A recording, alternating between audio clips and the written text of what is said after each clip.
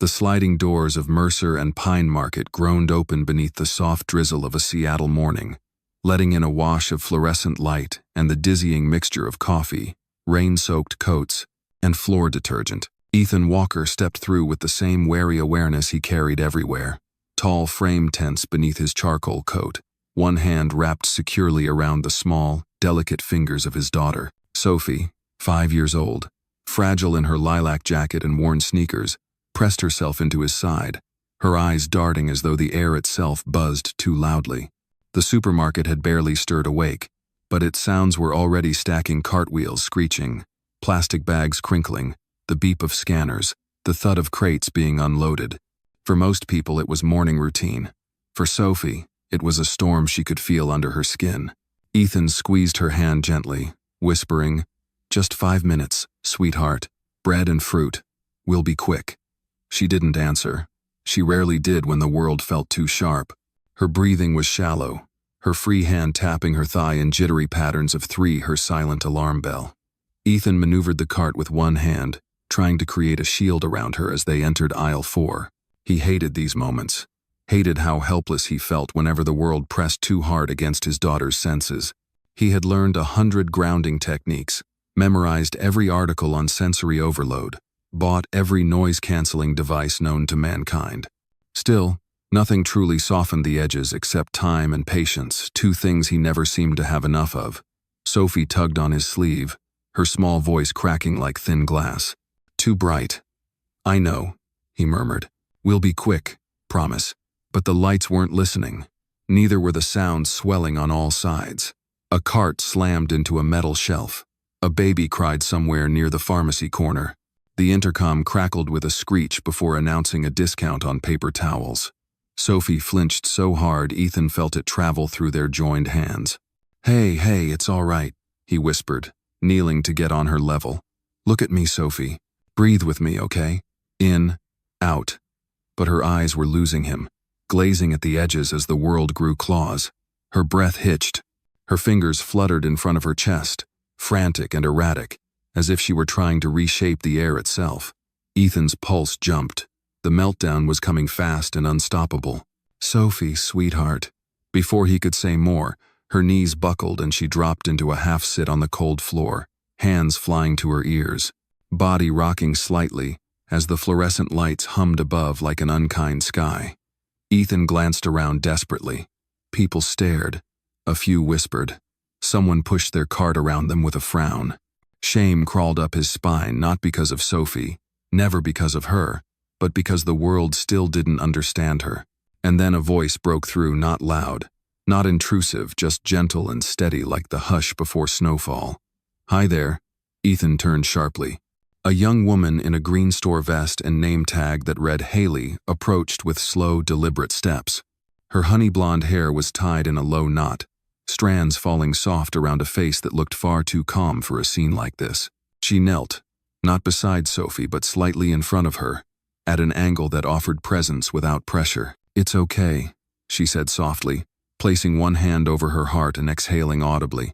Then she lifted that same hand outward, modeling a slow, grounding breath. Sophie's eyes flickered toward the movement even as tears trembled on her lashes. Haley repeated the gesture, inhaling slowly, exhaling slower, her rhythm steady and patient, as though she had all the time in the world to wait for this child to follow. Ethan held his breath. Sophie's rocking slowed an inch. Just one. But in their universe, that inch meant everything. Haley lowered her voice again. "You're safe," she whispered, not demanding eye contact, not asking questions, not crowding, just offering. Sophie's fingers paused mid-air. Her breath wavered, still shaky, but shifting, aligning with Haley's movements. Haley gently raised her hands and mimed in and out. Sophie's chest rose, then fell. Ethan felt his throat tighten. It was working. Someone had finally found the door into Sophie's world without breaking it. After several moments, the trembling in Sophie's small frame eased enough for her to lower her hands from her ears. She peeked at Haley, timid but curious, as though recognizing something familiar in the gentle pattern of breath. Haley smiled, soft and reassuring. "There you go." Sophie reached forward hesitant, featherlight, and brushed her fingers against Haley's wrist. Ethan almost gasped. His daughter didn't touch strangers. She never had. Not once. Not like this. But the moment lasted only seconds before a sudden, sharp voice sliced through it. "Haley!" A manager stomped toward them, a red-faced man with a clipboard and irritation baked into his posture. "What are you doing? You left your register. You can't just wander off." Haley rose slowly, staying calm. "She needed help," she replied, glancing at Sophie. You were just not doing your job," he snapped. "I don't care what this is. Hand over your badge. You're done." Sophie flinched. Haley swallowed, her fingers trembling just slightly as she unclipped her badge and placed it into the man's waiting hand. Ethan's blood went cold. He stood, positioning himself between Sophie and the confrontation. "Excuse me," he said, his voice low and controlled. The manager barely looked at him. "Sorry you had to see that, sir. She's been warned before. She's too soft for this job." Too soft. Ethan stared at the man, then stared at Haley standing small, trying not to show the hurt unraveling behind her eyes.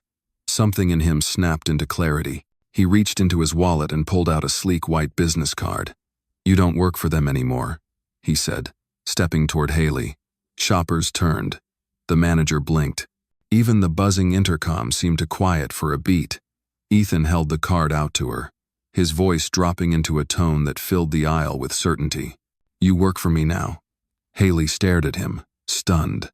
Sophie wiped her eyes, stood shakily, and pressed her face into Haley's hip as though choosing her without hesitation. And in that instant, amid spilled cereal boxes, flickering lights, and the soft hum of a frightened child finding peace, Ethan Walker realized he had just witnessed something he had never been able to buy, solve, or command. Someone who could reach his daughter in a way no therapist ever could, and he wasn't about to let her slip away. The house looked different from the sidewalk than it had in the photo attached to the email. Larger somehow, more private, like it had pulled its edges in to keep the world out.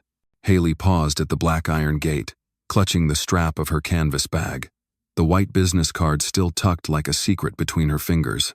Ethan Walker, it read in simple, clean font, no title, no company name, just the man who had walked down a supermarket aisle and rearranged the course of her life with a single sentence. She pressed the intercom before she could talk herself out of it. A soft chime sounded. Then a woman's warm voice came through the speaker. "Yes?" Haley swallowed. "Hi, it's Haley. Mr. Walker invited me." There was a brief pause, then the gate clicked and swung inward. The front yard was neat without being showy trimmed hedges, 2 small maple trees, and a stone path that curved gently toward the front steps. It was the kind of place Haley imagined on winter postcards, cozy and safe.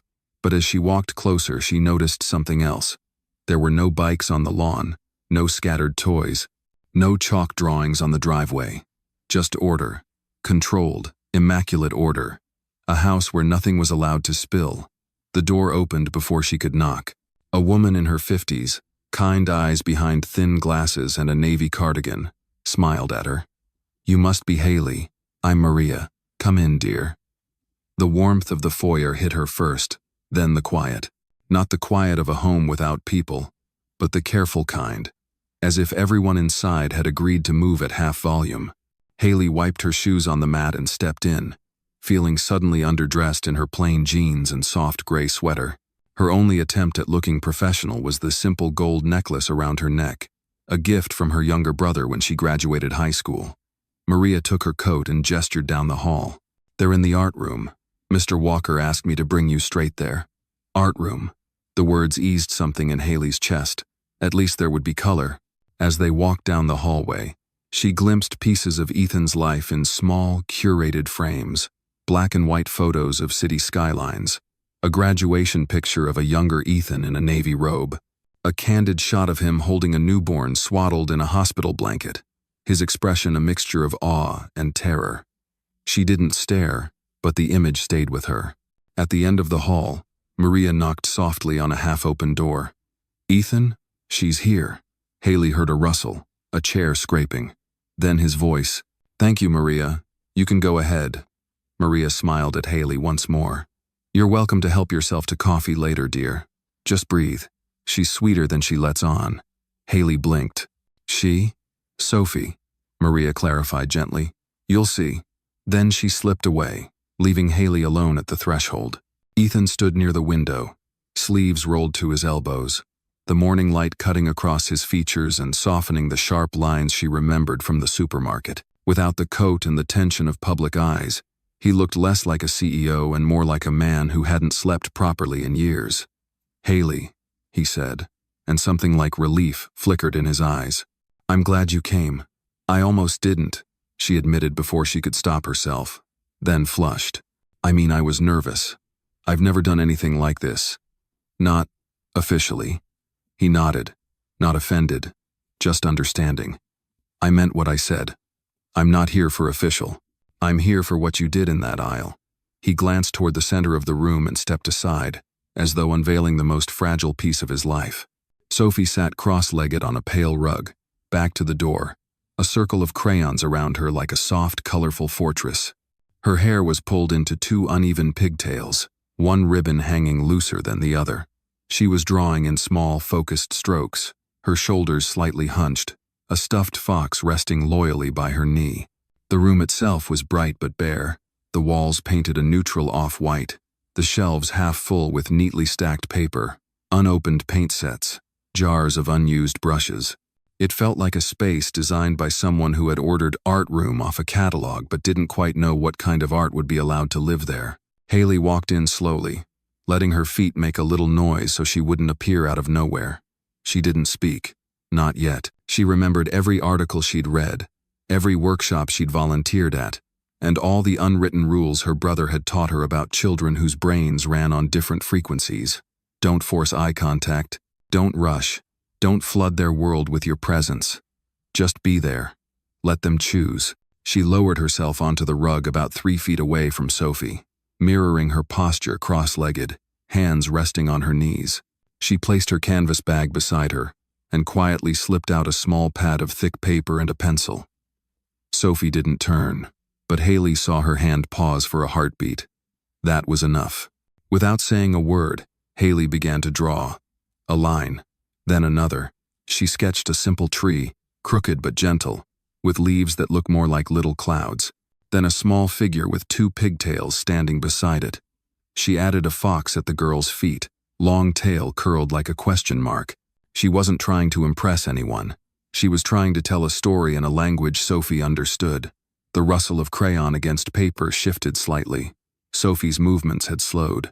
Haley dragged her pencil softer now, letting the sound be an invitation. Scratch, pause, scratch.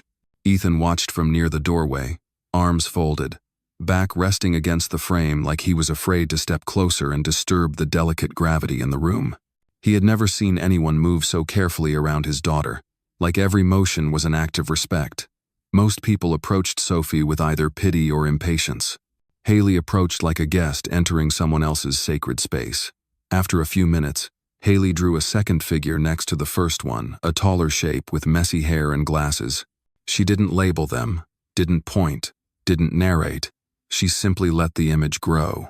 Finally, she slid the paper forward a few inches across the rug, not pushing it all the way to Sophie, just placing it in the shared space between them, and waited. The longest moments of Haley's life were always the ones when she was doing nothing on purpose. Her brother had once called it the brave stillness, standing close enough to help, far enough to let the other person take the first step.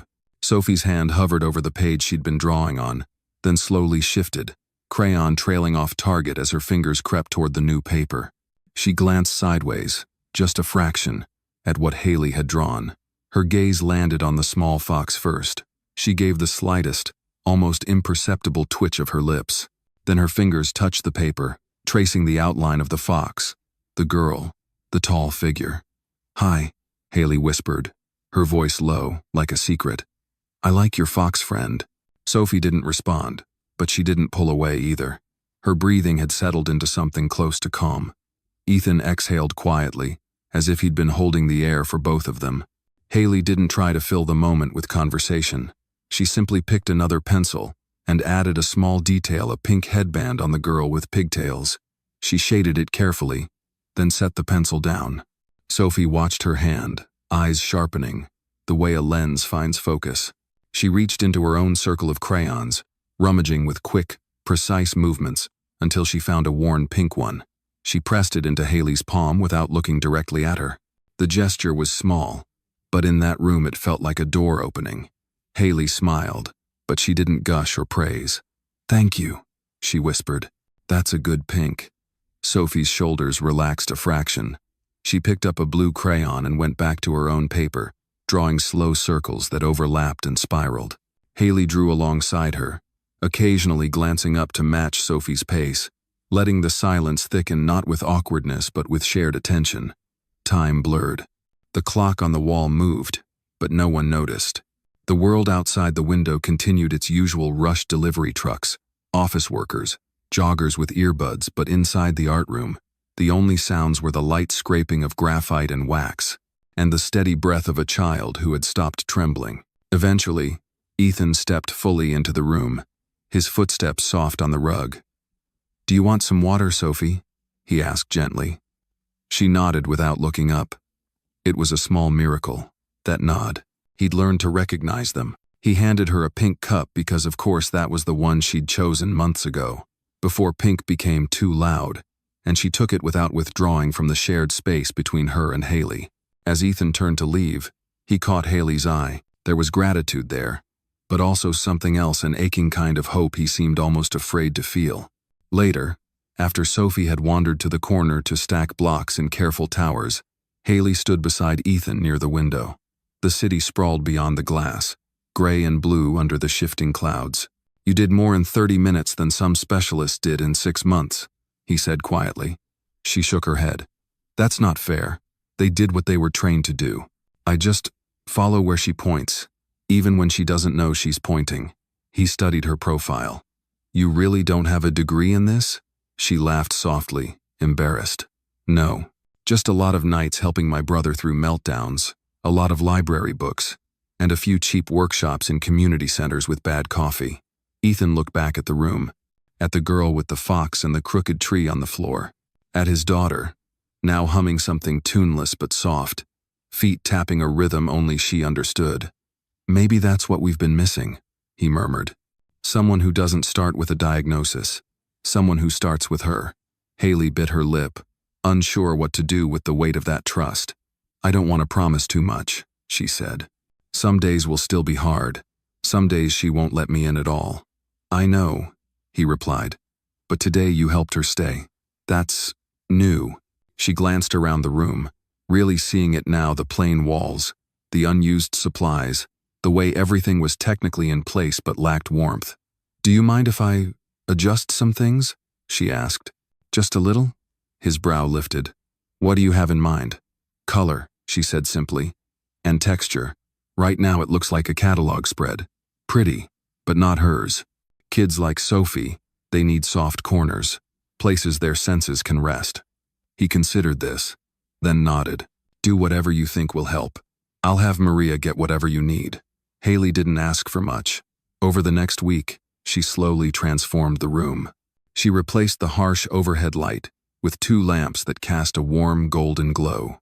She draped a soft, knitted throw over the window seat, added a rug with a subtle pattern that was kind to bare feet, and rearranged the art supplies so they were within Sophie's reach instead of lined up like a display. With Ethan's permission, she painted one wall a muted sage green and another a gentle sky blue. On the third, she hung up some of Sophie's drawings, circles, lines, strange little shapes that meant everything to the girl who had made them. When Sophie saw her work framed at her own eye level, she stopped in front of them for a long time, fingers hovering just shy of the glass.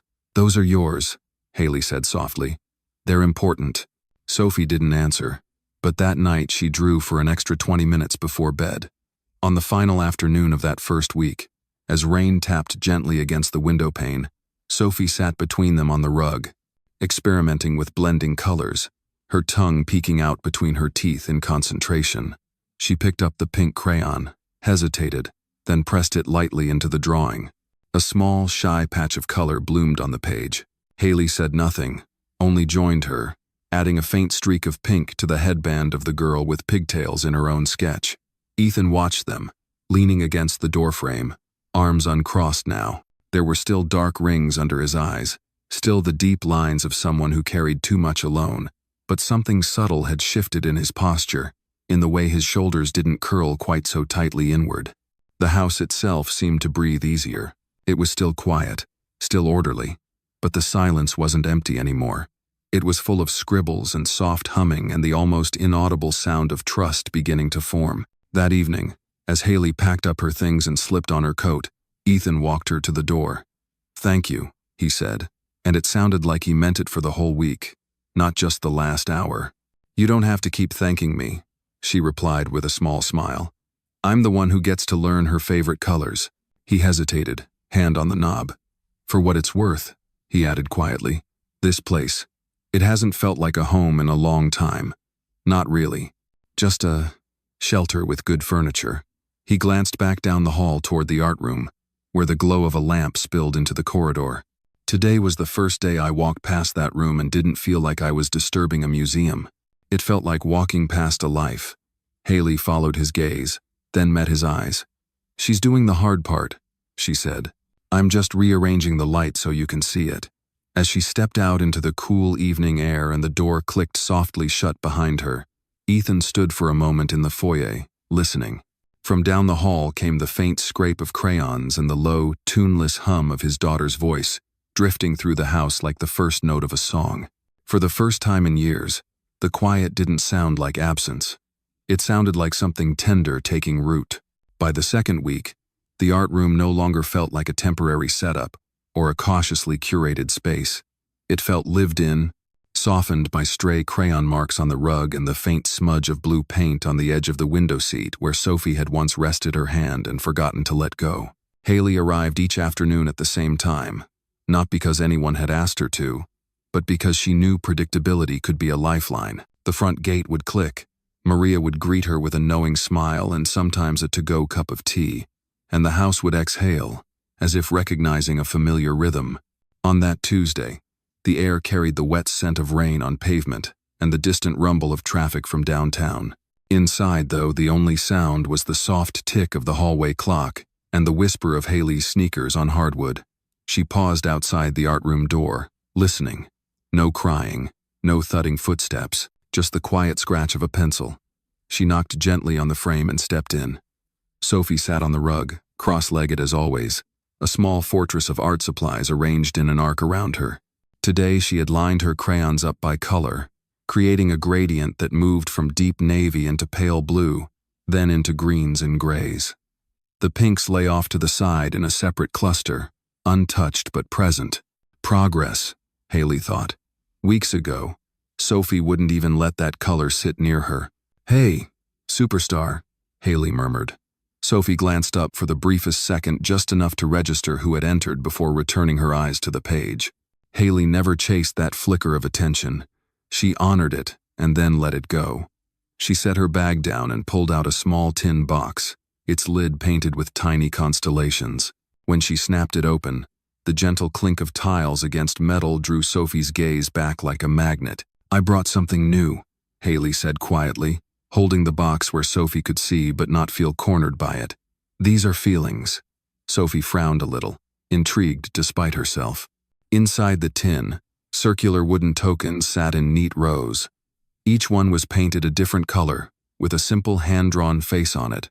Happy, calm, nervous, stormy, curious, overwhelmed. Haley picked one up, colored a soft blue with a closed-eyed smile. "This one is calm," she explained. "Blue feels like calm to me, like the sky right before sunset." She set it on the rug between them, then picked up a bright yellow tile with wide, surprised eyes. "This one is excited, like when you see a new box of crayons and you know they're all sharp and ready." A corner of Sophie's mouth ticked upward, the smallest ghost of a smile. She reached out and touched the yellow tile, then pulled her hand back quickly, as if testing the temperature of water. Haley let the silence breathe. "Sometimes," she continued, "it's hard for my mouth to say what my insides feel. So my brother and I used colors instead. We had our own code. Blue meant, I'm okay. Red meant, I need a break. Green meant, I'm trying, but everything's too loud." Sophie's fingers crept forward again, hovering over a red tile with a scrunched-up face. She pressed it gently, then slid it a few inches toward herself. Haley's chest tightened with tenderness. "Red?" she asked, keeping her voice level. Sophie nodded once, eyes still on the tile. Her voice, when it came, was small and raspy, like she hadn't used it much that day. "Outside," she whispered. "On the way, cars, horns." Haley nodded. "Yeah, that's a lot of noise. Red makes sense." She reached into the tin and pulled out a tile painted in muted pink with a neutral face and a tiny heart on its forehead. "This one," she said, "is safe. Not perfect, not quiet, not loud, just safe. Like when you sit in a corner and breathe, and no one asks you to be anything else." Sophie's hand hovered, trembled once, then retreated. She wasn't ready for that tile yet. Haley didn't push. She set the pink one aside, slightly closer to herself than to Sophie, a promise for later. Over the next few days, the tiles became a language between them. When Sophie was frustrated, she'd push a red token toward Haley. When she was calm, she'd keep a blue one near her foot like a little anchor. Sometimes she would stack them, layer feelings on top of each other, mixing colors in a way no chart could capture. Haley would mirror her choices with her own tiles, showing Sophie that grown-ups had feelings too, that adults could be nervous, excited, overwhelmed, and it was all allowed. Ethan watched this evolution from the doorway, often pretending to be checking emails or reviewing a file on his tablet while his eyes stayed rooted in the room. One evening, as Sophie methodically arranged the tiles around a drawing of 3 stick figures, he stepped in fully and sat down on the edge of the rug, leaving a respectful distance between himself and the two. "What's that one?" he asked, pointing to a green tile Sophie had placed near the tallest stick figure. Sophie hesitated, then whispered, "Trying." Ethan nodded slowly. "That's me," he said with a rueful half-smile. "I'm always trying." Haley caught the way his shoulders dipped, as if he were waiting for someone to tell him his best would never be enough. She picked up the same tile and placed its twin next to her own drawing. "It's me too," she said. "Trying is pretty brave." Sophie looked between them, small hands pausing midair, as if noting that 2 adults had just admitted to the same feeling she had named. Something in her posture loosened, her spine relaxing into a bit of a curve instead of a rigid line. That night, after Sophie went upstairs for her bath, Ethan lingered in the art room, standing by the wall where Haley had hung some of the latest drawings. One of them caught his eye, a picture of a girl with uneven pigtails, a tall person with glasses, and a third figure with hair drawn in long, simple strokes. All 3 of them were holding hands, and above their heads, instead of a sun, Sophie had drawn a circle divided into 3 colors, blue, green, and a tentative ring of pale pink at the edges. "She did that yesterday," Haley said quietly, stepping up beside him. She didn't say much, but she tapped each figure and then tapped the matching tile on the floor. "Blue for herself, green for you, and," she hesitated, a flush creeping into her cheeks, "pink for me." Ethan's breath hitched almost imperceptibly. "Safe," he murmured, remembering the definition from the tiles. "She thinks you're safe." Haley shrugged, eyes suddenly damp. "I think she's safer with you than she realizes," she replied. "She just doesn't have a tile for that yet." For a moment neither of them spoke. The rain outside had thickened into a steady sheet, streaking the windows with silver. The house, which once felt like a museum of carefully arranged grief, now held the noise of running water upstairs, the distant murmur of Maria humming a Spanish lullaby in the kitchen, and the faint echo of Sophie's laugh from earlier that day when a paint blob accidentally landed on Ethan's nose. Breaking the quiet, Ethan moved back toward the center of the room and lowered himself onto the rug, sitting cross-legged the way he'd seen Haley do. It looked unnatural on his tall, suit-trained frame, but he tried anyway. Haley watched, surprised. "What are you doing?" she asked. "You said this is where her world feels clearest," he replied. "I want to learn the language too." She smiled, a quick flash of something almost like pride. Reaching into her bag, she pulled out a small stack of laminated cards, each with a simple illustration, the outline of a house, a park, a car, a crowded store. "These are for visual schedules," she explained, laying them out in a line. "We can use them to show her what's coming, so nothing hits her by surprise. Autistic brains often like to see the path before they walk it. Ethan nodded, absorbing every word. We never did that, he admitted. We just told her where we were going and braced ourselves. You were doing your best, Haley said softly. You were in survival mode. I get it. He glanced at her. You keep saying that I get it. How? Haley hesitated, fingers fiddling with a card that showed a little cartoon boy sitting in a classroom with scribbles above his head. My brother, Liam, she said at last. He has ADHD, the kind that doesn't look cute in commercials. The kind that gets you sent to the hallway with a stack of incomplete worksheets. She placed the classroom card in front of them, her thumb rubbing the printed edge like it was something fragile. After our dad left and my mom started working nights, it was mostly just me and him. The school called constantly. He won't sit still. He talks too much. He disrupts the class. They never asked why he could stay focused for hours on building Lego cities at home but couldn't make it through 10 minutes of phonics. Ethan listened, his gaze steady. What did you do? I watched him, she said simply. Really watched him. His patterns, his tells, the way his eyes changed when something made sense versus when he was just pretending to understand so the teacher would stop looking at him. I learned that if I sat next to him and let him tap his leg against mine, he could get through homework. That if I turned spelling words into little skits or silly rhymes, they stuck. I learned that he wasn't broken, he was just tuned to a different station, and the world kept trying to change the channel instead of adjusting the antenna.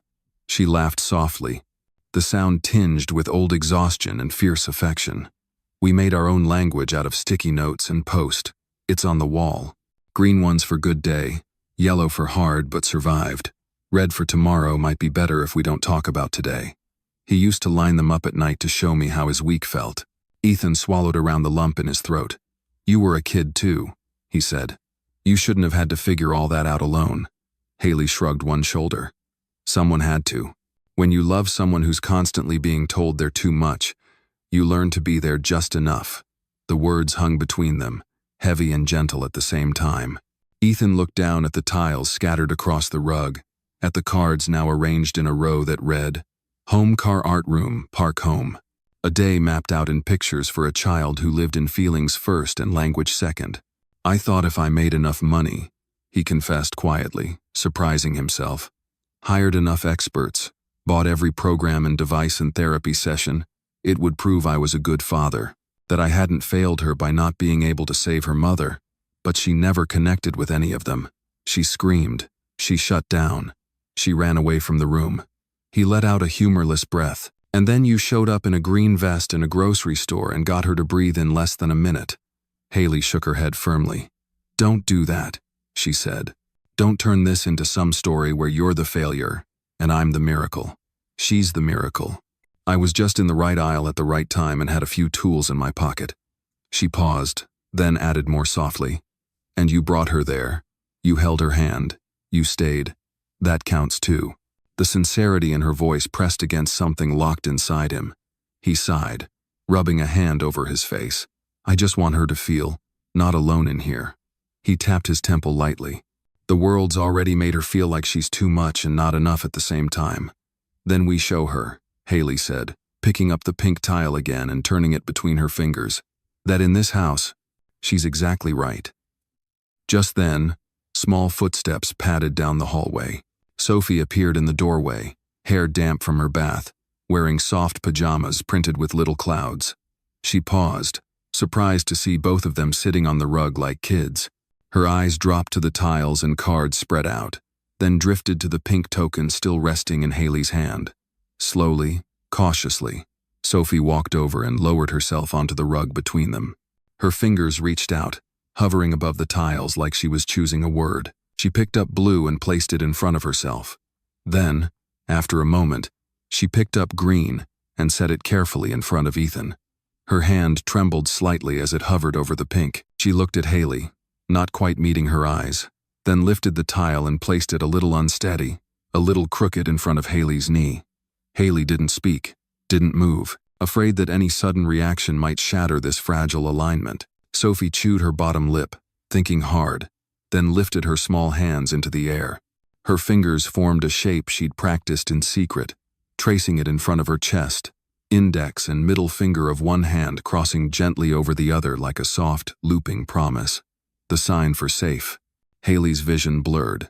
She raised her own hands and mirrored the sign back, her voice breaking on a whisper. Safe, she echoed.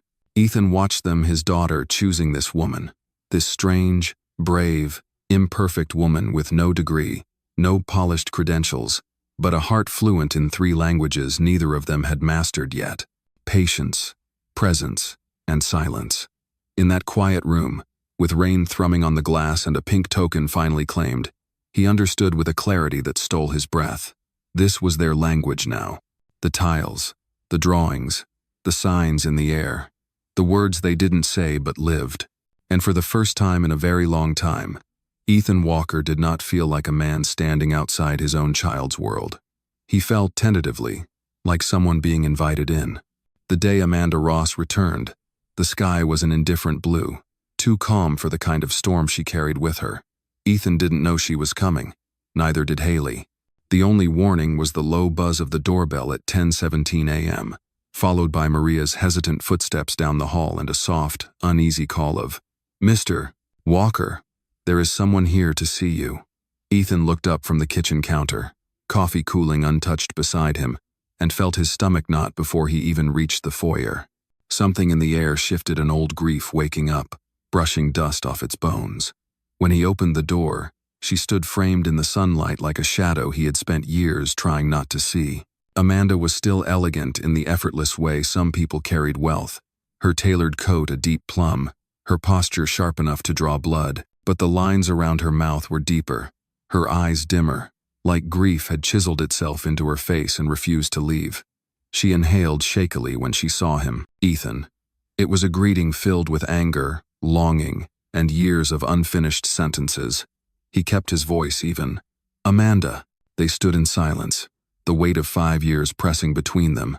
Finally, she glanced past him, into the house. "I want to see her." His shoulders stiffened. "You haven't—" "I know," she snapped softly. Then her voice cracked.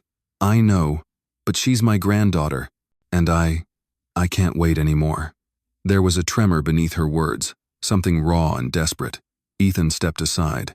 She entered like someone stepping into a church for the first time after losing faith. Her eyes scanned the house, the framed drawings, the soft lighting, the subtle warmth that had returned only in recent weeks. She noticed none of it. She was looking for a ghost. And then she saw her. Sophie sat at the low table in the living room, sorting her emotion tiles, humming quietly under her breath. When Amanda approached, her breath hitched not in fear, but something like awe. "She's so big," she whispered. "So much like Lena." Ethan tensed. The mention of his late wife hit him like a dull blade. Before he could respond, Sophie's humming stopped. Her eyes lifted just enough to notice the unfamiliar shoes, the too strong perfume, the energy of a stranger who carried her own storm. Her shoulders tightened instantly. Haley had taught Ethan to watch for the signs, the shallow inhale, the twitch of the fingers, the stiffening spine. Sophie was seconds from shutting down. Haltingly, Ethan tried, "Sophie, honey, this is—" "Her grandmother," Amanda finished, taking a step forward with a trembling smile. "My sweet girl, Sophie recoiled so fast Ethan barely caught the table before it tipped. The tiles scattered, clinking onto the hardwood floor like dropped coins. Her breathing cracked into sharp, panicked gasps. Haley appeared almost instantly from the hallway, drawn by instinct more than noise, the way a tuned wire vibrates when another string is plucked. She dropped to her knees beside Sophie without hesitation, placing herself between the child and the source of distress, but without making Amanda the enemy. "It's okay, little star," Haley murmured, voice low and warm, her hands guiding slow breaths. "With me. In, out." Sophie clutched Haley's sleeve like it was the only solid object in a collapsing world. Amanda stared at the scene, at the trembling child, choosing a stranger over her own blood, and something inside her twisted painfully. She pressed a hand to her mouth. "She's afraid of me?" Haley didn't answer. She wouldn't blame. She wouldn't wound.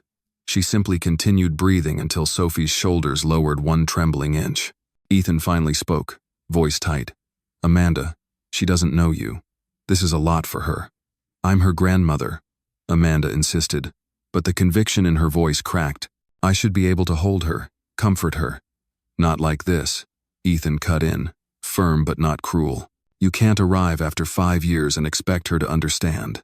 Amanda's jaw tightened, tears pooling. 5 years, she murmured with a hollow laugh. 5 years of hating you. 5 years of wishing you had listened to me, done what I asked at the hospital. 5 years of thinking you killed my daughter. The words slapped the air out of the room. Sophie whimpered at the sharpness of Amanda's tone.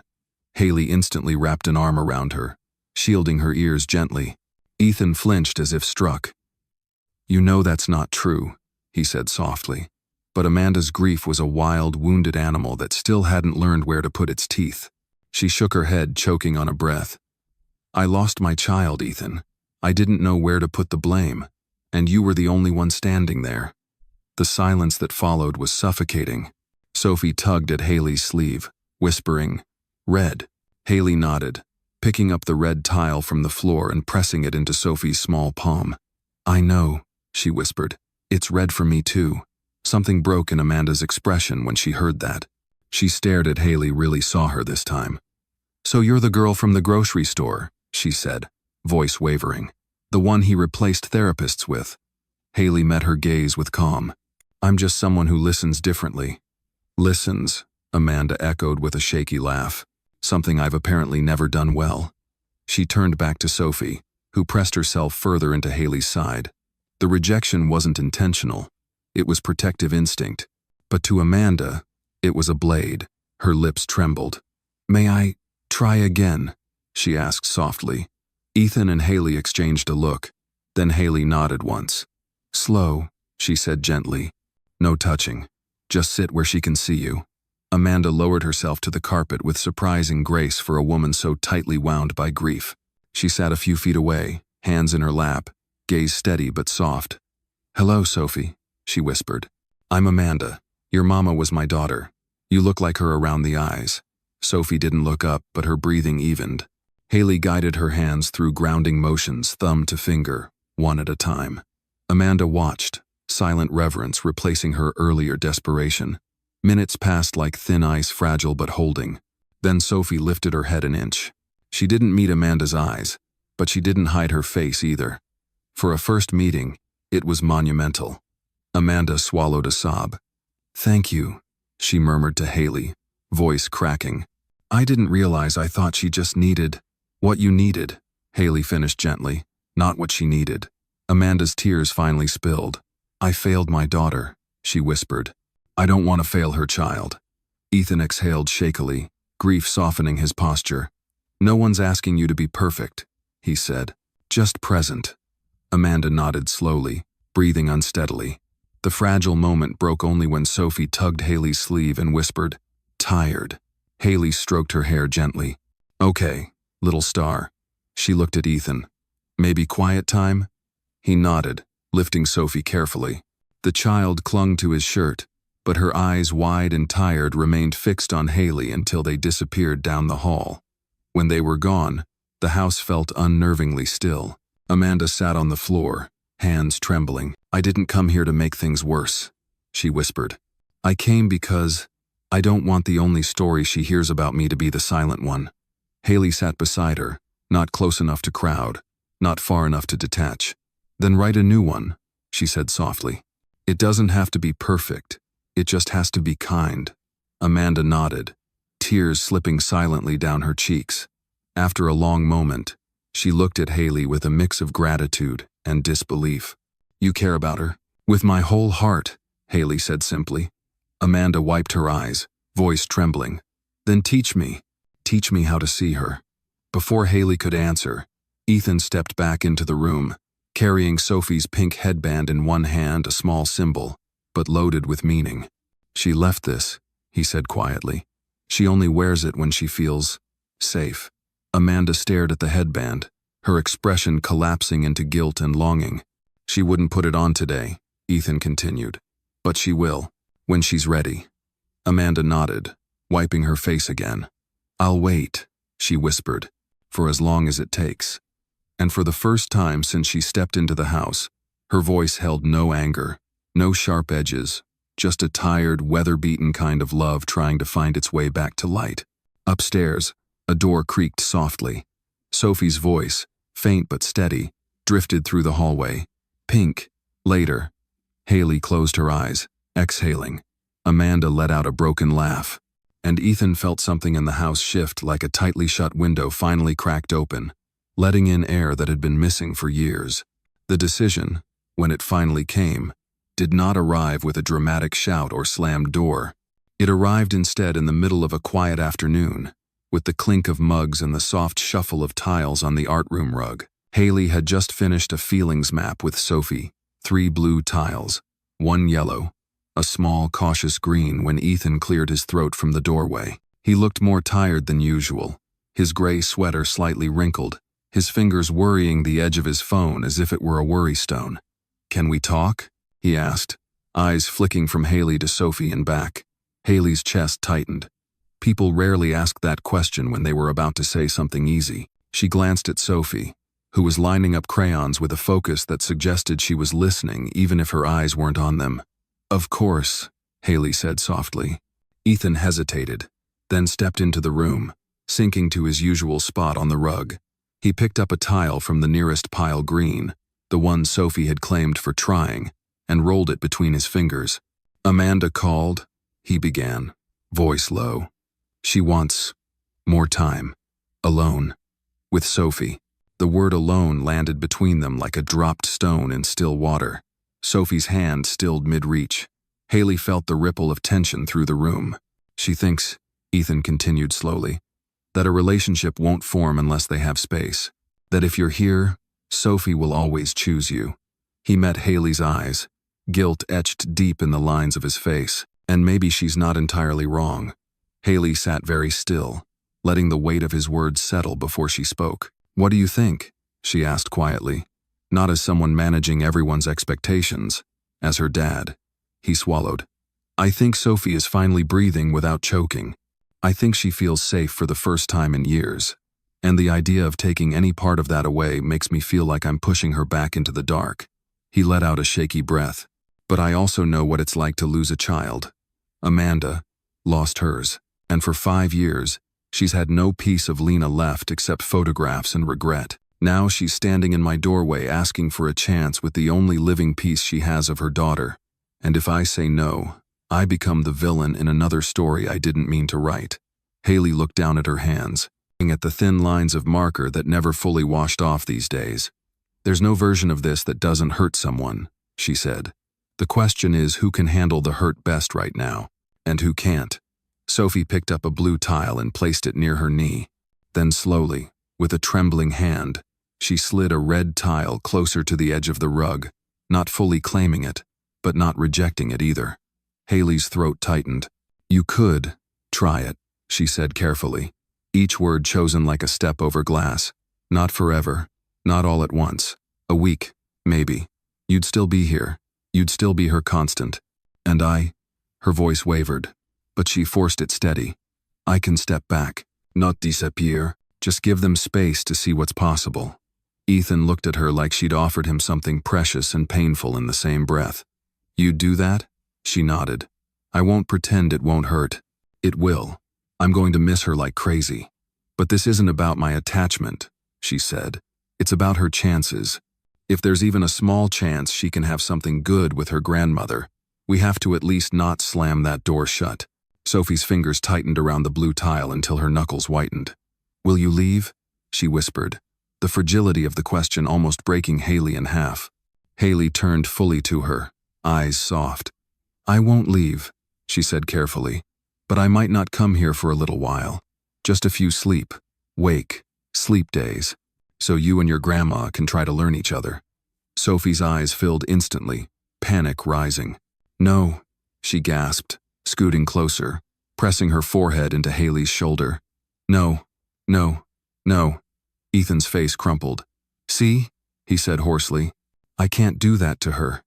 Haley gently rubbed circles on Sophie's back, letting her cry, letting the fear drain instead of trying to block it. "Listen to me, little star," she whispered. "If your dad decides this isn't right, we don't do it. He's the captain of this ship, okay? But if he thinks trying might help your heart in the long run, then I'll trust him, the way you trust me." She waited until Sophie's sobs softened into hiccups. "Here's what I can promise," she continued. "I won't vanish. I'll be one phone call away. If your dad says, 'Haley, come,' I'll come, no matter how many days, no matter when." Sophie sniffled, fingers curling into the fabric of Haley's shirt. After a long moment, she reached blindly for the pink tile in the tin, held it with fierce determination, and then tucked it into the pocket of Haley's cardigan. "With you," she whispered. Haley's eyes burned. "I'll keep it safe for both of us," she said. The next day, the experiment began. Haley came one last morning before the break, not as a companion, but as a bridge. She sat with Amanda at the kitchen table, a folder of hand-drawn guides spread out between them, Sophie's sensory profile, her triggers, her calming rituals, the songs that eased her breathing, the exact phrases that softened panic instead of sharpening it. "She doesn't like surprises," Haley explained, tapping a page titled, "Transitions." "Tell her what's coming before it comes. Show her with pictures if you can. And if she gets overwhelmed, don't say you're okay. She's not okay in that moment. Say, 'I see this is hard. I'm not leaving.'" Amanda scribbled notes like a student cramming for an exam that would determine the rest of her life. "And if she won't look at me?" she asked, voice tight with vulnerability. "That's not rejection," Haley said gently.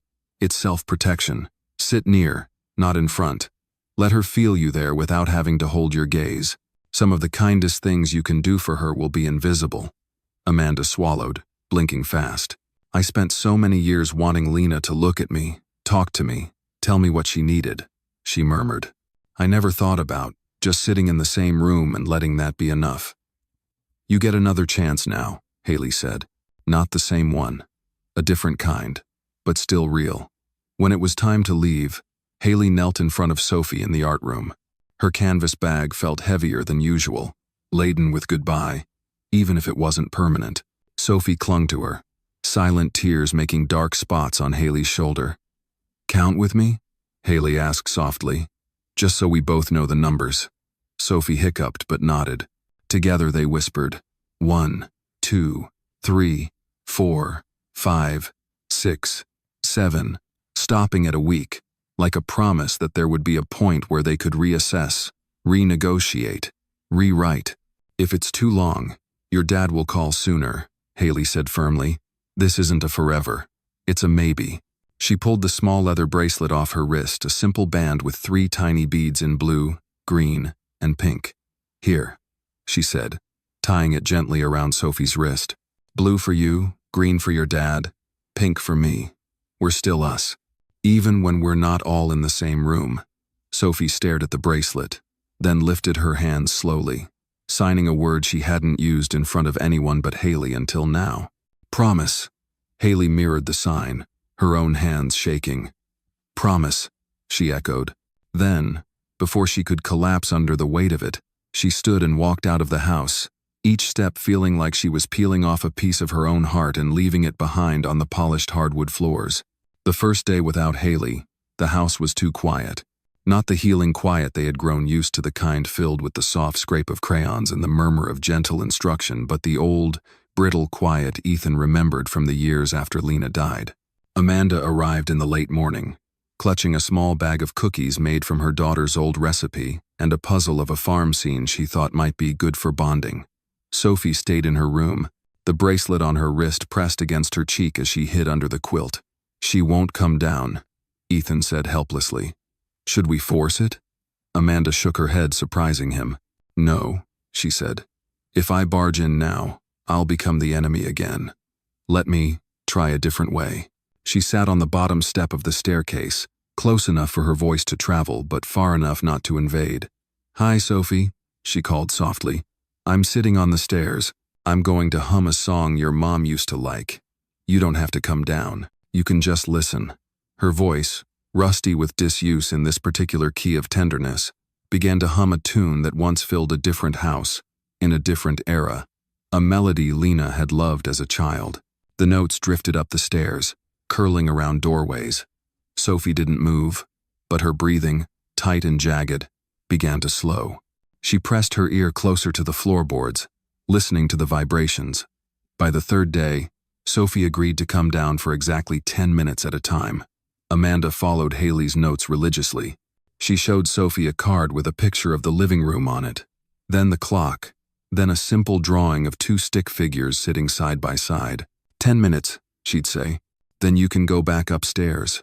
You are in charge of the timer.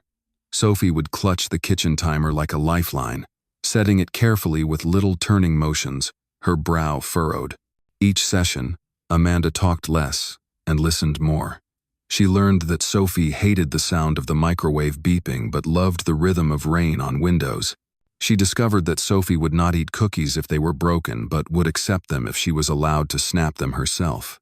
She found out that the child did not want to be hugged on command, but would sometimes press her shoulder against Amanda's arm, like a cat brushing past a trusted leg. And yet, for all the tiny victories, something vital remained missing. Sophie did not laugh. She did not hum. She did not reach for pink. Her drawings turned into muted scribbles, grays and browns, circles that never closed. At night, after she left, Amanda sat in her car in the driveway for long minutes, forehead pressed against the steering wheel.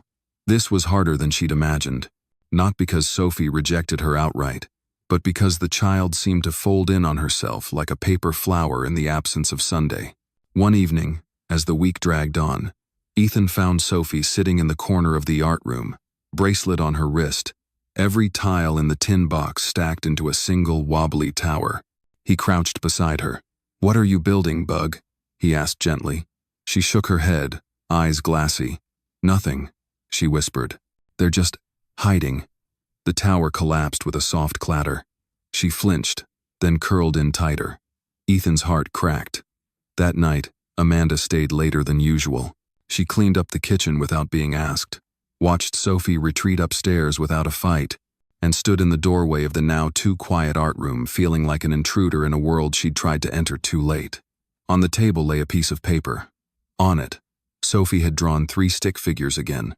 This time, the tallest one with glasses and the small one with pigtails stood under a cloud. The third figure, the one with long hair, was drawn far to the side, outside the frame of what looked like a house. A pink bracelet encircled the distant figure's wrist. Underneath, in shaky letters that wobbled like they'd had to climb out of a deep well, Sophie had written, "Away." Amanda picked up the drawing with trembling hands. The weight of it nearly brought her to her knees.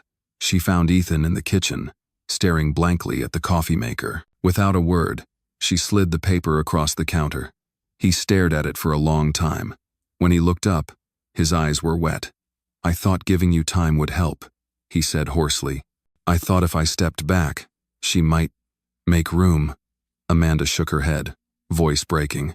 "She didn't need room," she whispered. "She needed an anchor, and I pulled it up."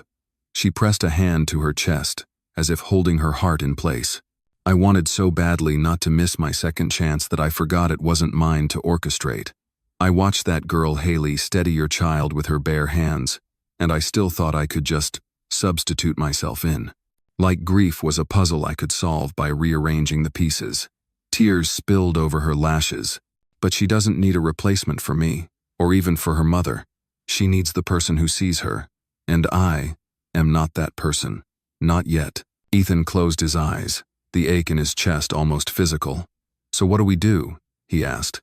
"We admit we were wrong," Amanda said, surprising both of them. "We call the girl with the pink tile and ask her to come home."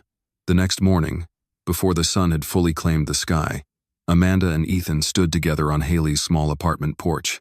The wooden boards creaked under their combined weight. Frost clung to the railing. Sophie, bundled in a too-big coat and holding tightly to Ethan's hand, looked tiny between them. She hadn't said much on the drive over, just stared at the bracelet on her wrist and the fog on the car windows, tracing invisible shapes in the condensation. Ethan knocked once, then again, a little harder. For a terrifying moment, there was no sound from inside. Then the chain slid, the lock clicked, and the door opened a crack. Haley stood there in an oversized sweatshirt and leggings, hair pulled into a messy bun, bare feet peeking from beneath the hem. Her eyes were tired, as if sleep had been a reluctant visitor all week. When she saw Sophie, her hand flew to her mouth. "Hey," she breathed, all the air leaving the word in one go. Ethan stepped aside, letting the smallest person move first. Sophie walked forward slowly, each step careful, as if afraid the scene might vanish if she moved too fast. She stopped in front of Haley, head tilted back, eyes searching. Then, with an exhale that sounded like the release of a held breath that had lasted days, she let go of Ethan's hand and pressed her forehead against Haley's thigh. Her shoulders shook once, then again. Haley's hands hovered for a heartbeat, not wanting to overwhelm her. Then she lowered them gently, resting them on Sophie's back. "Hey, little star," she whispered, voice breaking. "You found me." Sophie pulled back just enough to lift her hands between them. Her fingers trembled as she formed the now familiar shape, two fingers crossing, looping into the air. "Safe," she signed, tears spilling down her cheeks. Haley's vision blurred. She mirrored the sign with shaking hands. "Always," she signed back. Over Sophie's small, bowed head, Amanda met Haley's eyes. There was no superiority there, no challenge, no resentment. Only gratitude and the hollowed-out humility of someone who had finally understood the difference between being needed and being necessary. "I'm sorry," Amanda said quietly, the words soft but sincere, "for all the ways I didn't see what was right in front of me. And thank you for loving her in all the ways I didn't know how." Haley nodded, unable to trust her voice. Ethan placed a hand on her shoulder, grounding them all. On the porch of that modest apartment, under a sky just beginning to lighten, the four of them, man, woman, grandmother, child, stood in a fragile, imperfect circle, stitched together not by blood or obligation, but by something far more stubborn: the choice to stay, to listen, to admit when love needed help. Inside, on Sophie's wrist, the tiny beads on the bracelet caught the pale morning light blue, green, pink glinting like a code they all finally understood. The house felt different the moment Sophie returned, as if the walls themselves recognized the soft thud of her footsteps and exhaled in relief. The air that had gone stale during the week apart now shimmered with the faint hum of possibility, the same way sunlight glows after a storm that nearly broke the sky. Haley stood in the entryway with Sophie still clinging to her, the child's small fingers gripping the fabric of her sweatshirt like she feared letting go might make everything disappear again. Ethan closed the door quietly, not wanting the sound to jar the moment, while Amanda lingered a respectful distance behind, hands clasped as if holding something fragile inside her chest. "Let's go inside, sweetheart," Haley murmured, brushing a strand of hair from Sophie's damp cheek. But Sophie didn't move. Instead, she pressed her ear against Haley's heartbeat, matching her breaths to its gentle rhythm. It was the sound that had soothed her through nightmares, through noise, through chaos, a lighthouse in the dark. When she finally lifted her head, she didn't speak. Instead, she tapped the bracelet on her wrist, blue, green, pink, 3 beads glinting like promises. Then she took Haley's hand and tugged her gently toward the art room, as if reclaiming the one place that had always belonged to the two of them. Ethan and Amanda followed slowly, hesitant to disturb whatever healing ritual Sophie was constructing in her mind. The art room glowed in the late morning light. The sage-green wall breathed warmth. The sky-blue corner softened the edges of the world, and Sophie's drawings, framed with uneven borders and imperfect lines, filled the space with a language only she and Haley fully understood. Sophie went straight to the center of the rug and sat down cross-legged, patting the spot beside her with silent urgency. Haley obeyed, settling onto the rug with her knees tucked beneath her, her hands resting lightly on her thighs. Sophie reached for the tin of emotion tiles, took a breath, and spilled them onto the floor. They scattered around her like bright, wooden confetti: blue, green, yellow, gray, red, and, after a trembling pause, pink. Ethan felt his breath snag at the back of his throat when she picked up the pink tile. She hadn't touched that tile in a week, not when Amanda tried music, not when she tried baking, not even when she read Lena's old storybooks aloud with shaking hands. But now, Sophie lifted it like a piece of truth reclaimed and placed it carefully in front of Haley. Then she picked up a green tile and set it before Ethan. Finally, she placed a blue tile in her own small circle, tapping it twice with soft finality. 3 tiles, 3 colors, 3 people. Ethan felt something inside him begin to unravel the tension, The guilt, the fear that he'd undone the very thing that had been holding his child steady. Amanda's eyes filled instantly. She lifted a hand to her mouth as if witnessing something holy. Sophie wasn't done. She reached for a sheet of blank paper and placed it between them. Her hands moved with purpose crayons, sketching simple figures in rough, earnest lines. One tall shape with glasses, one smaller shape with uneven pigtails, one figure with long, wavy strokes of hair. When she finished, she added 3 loops near the top of the page, 3 interlocking circles. Then she pushed the drawing forward, looking at Haley, then Ethan, then the drawing, her meaning clear even without words. "Together," she whispered, her voice delicate but sure. Haley's throat tightened until she could barely swallow. Ethan reached out and touched the drawing with trembling fingers. Amanda let out a quiet sob behind them, the kind that wasn't grief but release. Sophie wasn't finished. She picked up a pale pink crayon, one she had avoided for days, and drew a soft ring around the 3 figures, as if enclosing them in safety. Then she leaned against Haley's side and breathed out a long, shuddering sigh that sounded like a child finally stepping off a cliff of fear and landing somewhere soft. Haley wrapped an arm around her gently, pressing her lips to the top of Sophie's head. "I missed you," she whispered. Sophie didn't answer with words. Instead, she reached into Haley's cardigan pocket and retrieved the pink tile she had placed there a week earlier. She dusted it off, held it in her palm for a moment, then set it in the center of their small circle, no longer hidden, no longer waiting. Amanda stepped forward slowly, stopping just at the edge of the rug. "I didn't understand," she said quietly, more to herself than to either of them. "I thought proximity meant connection. I thought effort would replace trust. But she doesn't choose with logic. She chooses with whatever this is." She gestured toward the 3 tiles, her voice trembling.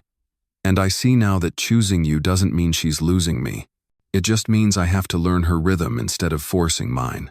Haley met her gaze, soft but steady. "It's not about replacing anyone," she said. "It's about expanding what family can look like." Amanda nodded, tears slipping freely now. "Then show me," she whispered. "Show me how to love her, the way she needs." Sophie peeked up at her grandmother, searching her face with the cautious curiosity of a child testing fragile ground. Then she picked up a gray tile, a neutral feeling, and nudged it toward Amanda. Not an invitation, not rejection, a beginning. Amanda pressed a hand to her chest and whispered, "I can work with gray." The day unfolded slowly and gently, like a wound healing without a scar. They spent the afternoon together in the art room, Haley sketching, Sophie humming again for the first time in days, Ethan watching the 2 most important people in his life finally breathe in sync, and Amanda sitting close enough to witness, far enough not to overwhelm. As the sun dipped low and painted the room in gold, Sophie brought out the stack of drawings she had saved for Haley. Pages filled with circles and colors, stick figures and crooked hearts. One drawing showed 3 hands touching. Another showed a small fox curled at the feet of a girl with long hair. Another, newer one, showed a house with open windows and birds perched on the roof. Sophie tapped the roof twice and whispered, "Home." Later that evening, after dinner, they walked together to the small park across the street, where the swings creaked in the cooling air and the scent of pine drifted through the wind. Sophie ran ahead, arms outstretched, the bracelet glinting on her wrist. When she tripped slightly and reached out reflexively, it was Haley's hand she grabbed first, then Ethan's, forming a chain that felt like something ancient and alive. They ended the day at the tiny ice cream shop where everything once fell apart months before. Sophie chose strawberry swirl again. "The pink one," she whispered with a shy half-smile, and Haley laughed softly as she wiped a smear from the child's chin. Ethan watched them with a warmth in his chest he hadn't felt since the day he became a father, a warmth marked not by fear this time, but by fullness. When they returned home, the sky bruised purple with dusk.